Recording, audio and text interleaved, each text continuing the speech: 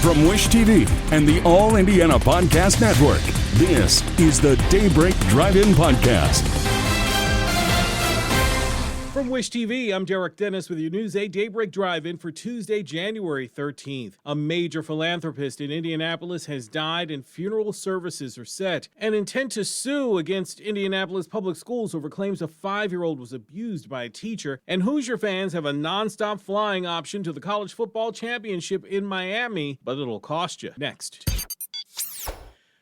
At Arizona State University, we've made online education better, smarter, and more personalized, so you can go further in your aspiring field. I decided to pursue medicine once I realized that ASU did have the online program for biological sciences. You're still required to learn the same curriculum. You're still being tested on the same content that anyone would be tested on in person. The comprehensiveness of the program prepared me so well for medical school. Explore over 350 plus programs at asuonline.asu.edu.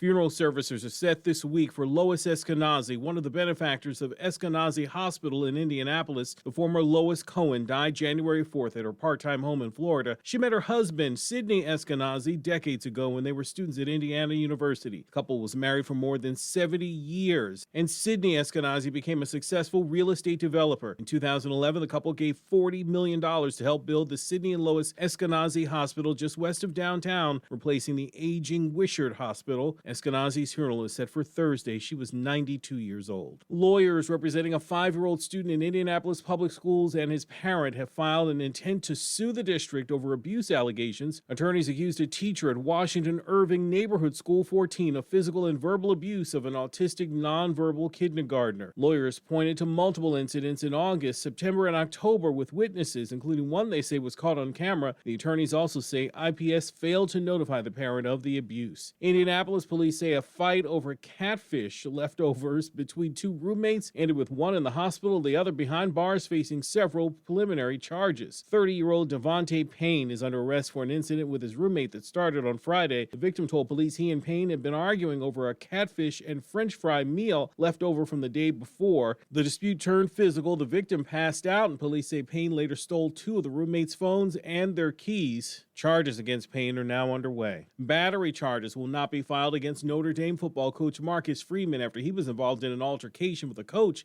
at his son's wrestling tournament. The St. Joseph County Prosecutor's Office confirmed Freeman was cleared of charges in an email Monday afternoon. Possible charges stemmed from an incident on January 3rd when Freeman was accused of battering an assistant wrestling coach as he was leaving his son's wrestling tournament at Mishawaka High School. Notre Dame says the assistant wrestling coach in question was the aggressor, verbally accosting Vinnie Freeman during the tournament. From News 8 Sports, a nail-biter of a game last night between the Pacers and the Boston Celtics, but the Pacers won 98-96.